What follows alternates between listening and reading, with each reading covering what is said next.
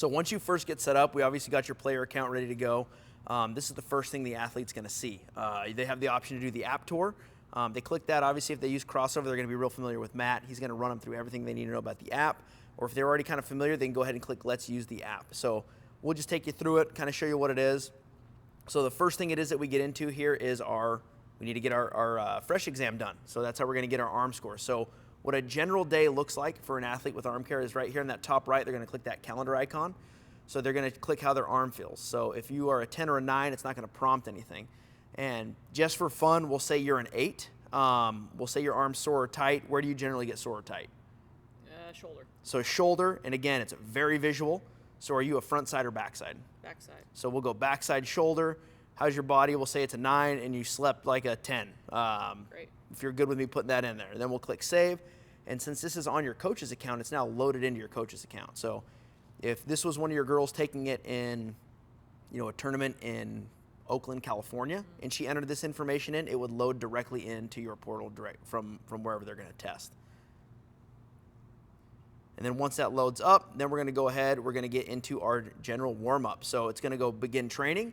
So what you see there is you have a custom prep icon. So number 1 on there, because you put backside shoulder stiffness, it's going to give you 3 options to do to warm up that backside shoulder. So if they don't know what that is, like I said, we have way too many play icons in there to make it easy for the player. Yeah. So if they don't know what it is, on the pendulum, they click the play button, and it pulls up a video of what that exercise is. It shows them exactly how to do that and exactly what those reps are going to look like. So then we do the shoulder activation, and the shoulder activation is just a crossover activation. So it's going to take you through that. As you do more of them, it will get you into the activation plus as well. Click complete on that, and it moves you on to the next section, which is going to be our hip and core activation. And the hip and core aspect of it is our new band. It's the one I have in my hand. We use this in the testing too to kind of prop the elbow up, use it as a pad for your knee when you're testing, just so you're not ripping things up. But it runs you through which band you'll be using, and since you haven't done a fresh exam, it's just going to recommend you use the light band to start off with. Once you finish that, you just click yes, and that's going to move you on to the next aspect of the testing. And that's where we get into the arm primer. So this is where we'd first start using the active force sensor. So we'll go ahead and do the first exam on there, and this is what we're talking about, where it's going to start telling you how to adjust your throwing once you've done a couple of those. So right-handed thrower, we'll strap this onto your right hand.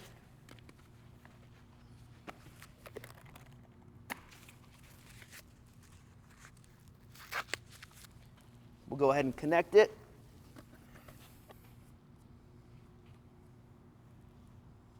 Turn the device on. That'd be a good start. And then it shows you exactly where the battery level's at too. So if you know you need to change it or not. And it'll work on any pole. So this one right over here will probably be a good one to start with. But you'll get into a half kneeling position. You can kind of put that wherever you need it. And as you can see on the screen, you're just going to have your arm slightly in front of your head. So you can't really see it great from that position. But there's the play button there to walk you through everything. And then that sensor pad will be right on there. Yep. So you want to make sure you're not too far behind, not super far in front. So that's just about right there. And then it's going to count down 3, 2, 1, and you're going to press into the wall as hard as you can. We kind of recommend that offhand, just kind of keep it right over here, so that way you kind of keep it in a consistent testing position. Counts you down 3, 2, 1, and we're going to push as hard as we can into that wall. And then we do a 10-second cool down. One of the reasons we do that is me and Ryan spent way too much time tracking time between throws. It's about 9 to 11 seconds. And then you'll go into that next set.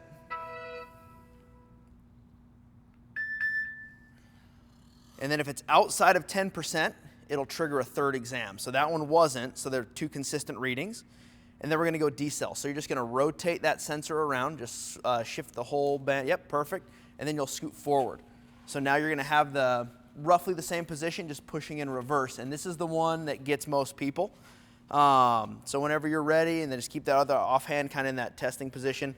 Normally they're gonna have a phone, which is why we want that hand kind of up.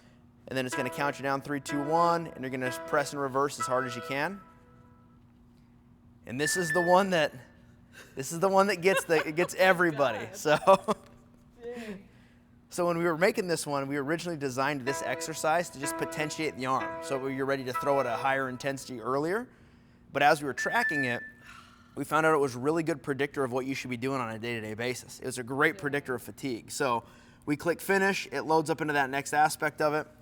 So you can see it's not going to give you any adjustments just because it's your first one.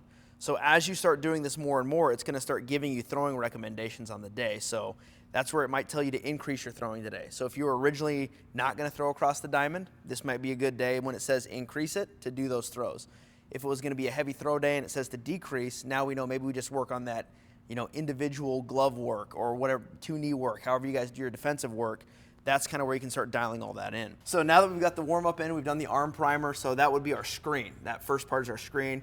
Once a week, we recommend what we call our test, and that's testing out that throwing arm. So did we warm up? Yes, we've already done all that. We click Take Exam, and that's going to shift us into the next part. So again, just make sure you have the volume up because there's going to be some audio prompts.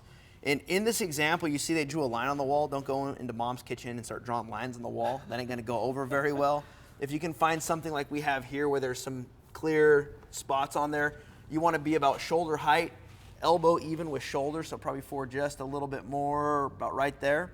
And then the big thing is when we're doing the test is we want to make sure we're not trying to set PRs on this. Yeah. So the biggest issue we'll run into is someone will be in that position and they'll get into IR, and we just want to go right to where that position's getting to that end range and then stop. It's not getting to that end range and then going, I'm going to get 10 more degrees out of it. Yeah. And the same thing when we get into ER, a lot of guys try to flare those rib cages and try to get a few more. We just want consistent readings. So a lot of people focus on just building range of motion. If you build range of motion without strength, you're putting yourself in a really big injury risk when it comes down to it. So big thing, just make sure elbow, shoulder height, and then you're going to wait for the beep. So you're going to hear a beep, and then you're going to go into that internal rotation, and then we're just going to tap the screen and you're done. So once we got that done there, we're going to move on to the next exam, and we'll start off in that calibration position right here again. We're going to hear that beep, and then we're going to go into external rotation. Once we're there, we're going to tap that on the screen, and that measurement's done. And then we're going to go next, and then we're going to scoot up next to the wall, and we're going to start with our arms straight out in front of us like this. And then what we're going to do is we're going to, on the beep, we're going to rotate that arm up as high as we can. We're not going to flare the rib cage, same testing procedures. So you're going to hear that beep and flexion. You're going to rotate up, and you'll notice that one calibrates at 90 degrees as opposed to 0 on the rest of them. Tap the screen, and the measurement's done. And that's where we always have that offhand there ready so the athlete can just tap it with their thumb, and they're good to move on. If there's someone administering the test, and they can just tap it like I was doing. Then they'll go next, and then we're going to reset that device to 0, and we're going to get into our strength testing. So we can just go grab any pole, anything that's going to be nice and stable. So we'll use the hip and core band to elevate our elbow. And the reason we want to do that is that way we're not getting our elbow too low or too high. The hip and core band's kind of a good height to make sure it's working in that position. So we'll make sure that our forearm's directly in line with the wall and get as close to being at 90 with that pole as we can. And then once we hear the beep, we're going to press inward as hard as we can through those internal rotators. So it'll count down 3, 2, 1 again, and we're going to push as hard as we can. And then it was my mistake, but we want to make sure those legs are out straight because that's going to help us not pull through the ground and get a higher reading. Dang. So that's my mistake on the first one there, but we'll go ahead and push again. And did pretty good. Not too much lower considering the legs are up on the first one. And then we're going to go into external rotation. So we're just going to rotate that band around, and then we're going to have our legs facing this direction, and we're going to be pressing external into that pole, the same setup. So this one's the good one then? This one is almost. The scaption's going to be the hardest one. Okay. So legs straight out, and then you'll get that 3, 2, 1 countdown. And I like to have my athletes to be able to see what they're pushing so they can try to set a little bit more on the next rep. Then again, it counts it down.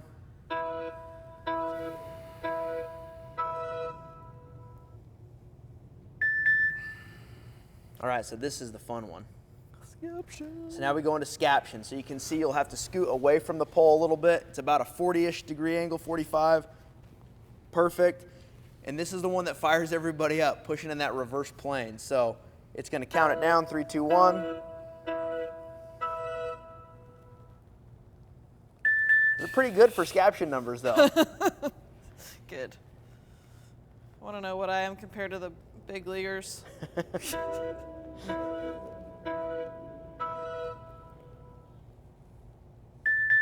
Very consistent too, so that's good. So you can see the coefficient of variation, 0.8%. Sweet. So very consistent between rep to rep. And then we'll do the last one. You can pull the sensor off, and then we're gonna get into grip. And that one, since you're a softball, we would say use those 3 fingers. And then you can go button facing down on that one. You get a little better feel for what's going on with it. And then just have your fingers like that. There we go. Button. And then Oh, you'll go gotcha. half kneeling in a 90-90. And then you're just gonna squeeze it as hard as you can.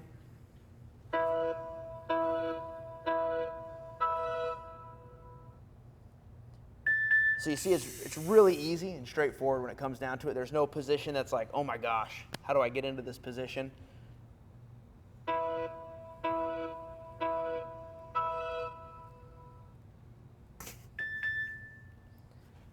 Those are pretty good. And then we'll click finish, and then you're gonna get an email report. So once that's done, it'll take a minute or two. You're gonna get a big email report, about 10 pages of a PDF of where you're at, since there's just the one test.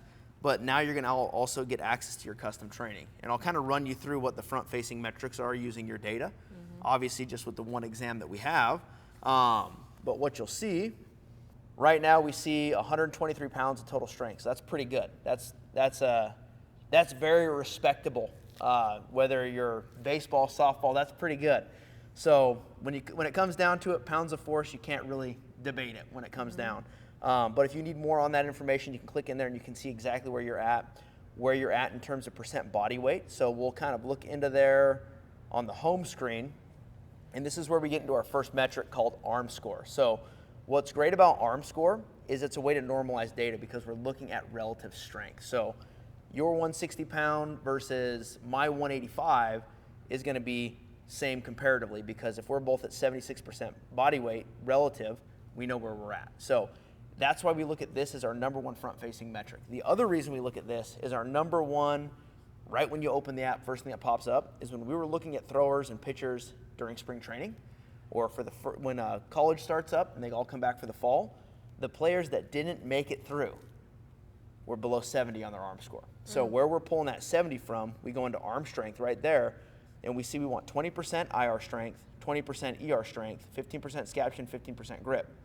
So you're pretty close on all of them, but where you're really making up the money is on your external rotation. Obviously, you're a crossover user, so that backside is going to be a little stronger, but you're actually leaving some performance on the table with internal rotation Yeah, my strength. internal rotation is not great. So it's going to start building out that program for you through the system based on your throwing and everything it is that you're doing to make sure that you're getting that IR strength, which is going to help with velocity. Because once you're in that layback, that IR strength is going to pull that arm forward to get a little more velocity out of it. So there is room for velocity development within what we're seeing here just in that first initial test. We also have shoulder balance, and where we vary from traditional is traditional wants about 1/3 more strength on the backside than the front. We want to be as balanced as we can. The reason we started changing that mindset was when we were doing a lot of our weighted ball programs, when we were monitoring guys in pro ball, is we found that the athletes that were 1-to-1 not only had healthy shoulders, but they had healthy elbows. And right now, from baseball and even a lot of throwers in softball, they're starting to rip up elbows. It's because we've swung the pendulum so far of going ER, ER, ER, that now when we're getting into that layback, nothing's protecting that elbow. So if we remember from our talk we had a little earlier, the eccentric phase of our internal rotation is what slows down layback. So if there's nothing there to slow that down, the elbow is going to take the brunt of that pain.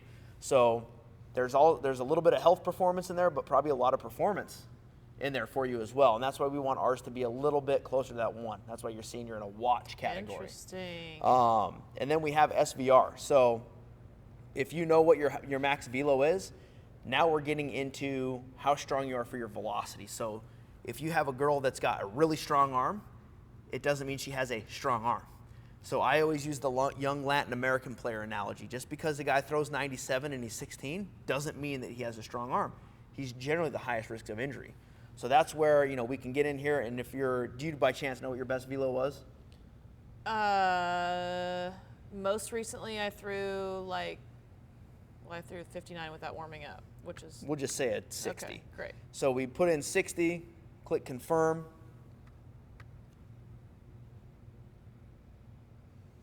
if it'll load. There we go. So now what we're seeing here for strength velocity ratio is how strong you are compared to your velocity.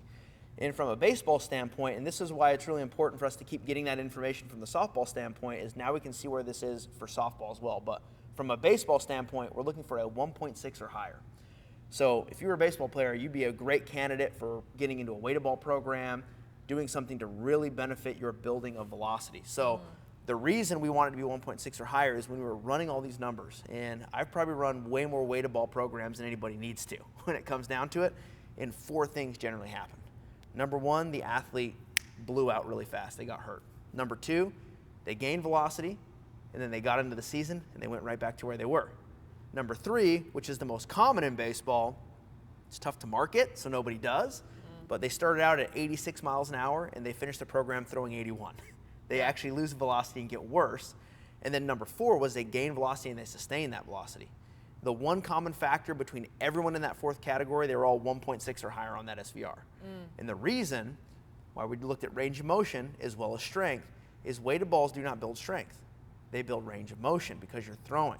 Just like if you're a pitcher and you don't do weighted balls, you're going to naturally gain range of motion as the season goes on. If you don't have the strength to support that, you now see velocity degradation. So you don't get into a weighted ball program until you're at a 1.6 or higher. 1.6 or higher. For females, it may be different because they do reach physical maturity earlier. Yeah. But for males, we recommend you be at least 17 years old and that you at least have a 1 year of actual weight training under your belt as well. Now, we don't look at all weighted balls the same, and Ryan's got a ton of really cool research out there on it, but the holds progression that the NPA uses is actually eccentric training. So it's actually building arm strength. It's not doing much for range of motion, but it's really hammering out arm strength. But if you're going to just throw weighted balls, you really need to have a reason as to why you're going to throw those, because if you're not ready, you can hurt yourself. Interesting. Girls, probably going to be different, just intuitively because they do mature earlier. I want to say they could probably start a weighted ball program younger than a male could. Males, on the other hand, bones don't solidify as early, growth plates aren't done, a whole bunch of other factors with that to where they need to wait and delay gratification. It's generally not the easiest thing to do. But with that, in any one of these key metrics, there's these little gray icons there. If they click those gray icons, it shows you exactly, well, not, it gives you a little more depth and understanding on what's going on there. So once they've gone through that, those are what we call kind of our evaluative metrics. Because I'm not going to do anything. If your arm score was 34, I'm not going to fix your arm score today. Okay, question. With the arm score, this is relative to all softball players or all players that are in my category. This is right? relative my to age, your body weight. My body weight. You're competing against you in arm score. Okay. When it comes to SVR, now we're looking at everyone who throws 60, where your SVR is compared to anyone who throws 60. And my score is based on all of those things: strength, my weight, my range of motion, everything. Yeah, so arm score is going to be your relative strength. So if you gain 5 pounds or lose 5 pounds, it's going to adjust your arm score. And that's one of the big things that we like to look at too, is now we can start dialing in arm score based on, are you at your ideal body weight? Do you want to play at 160? Do you want to be 172? Do you want to be 153?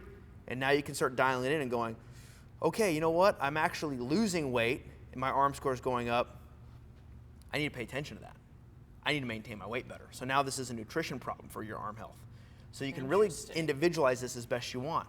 On the other hand, I have some guys that are going to be 14-year-olds and they are in the 220 range for weight. They're overweight. Yeah. So now we can start looking at this and going, look, you have a 40 arm score, but you have like 150 pounds of strength. You have a really strong arm, just a really bad body. Yeah. You know, it's not meant to be offensive. We're trying to make you a better athlete. We know that this is going to be a diet, nutrition, and strength training plan. Not so much we need to focus on your shoulder strength. So we can really dial that in for the individual. Now, when do you know what the balance is? Are you trying to like modify those factors yourself, or what's a good total strength number to then be looking at your body weight instead? So we're never going to say you're going to be overly strong when Right. it comes down to it, because strength is like a really good foundation on a house. It is going to cover you for a multitude of problems that could come around. The better the foundation, the better everything else is going to be to scaffold and build on top of that. So if a player is not at their ideal body weight, get them there first, and then arm score is going to make a lot more sense. But that's why we always want to use arm score and SVR in conjunction with each other. Because now I look at it, your arm score is 76. Okay, maybe that's your ideal weight, maybe it's not. I don't know. This is my first eval with you. But then I go through and I know your max velo is 60 and your SVR is 2.05. I know I can probably do a whole lot of work in terms of individual skill with you. I don't need to worry about where your strength's at. You're obviously matured. You've been lifting weights. You've been training. You're more advanced than somebody. But if you get a 12-year-old that has these numbers, you can probably push that 12-year-old a little harder.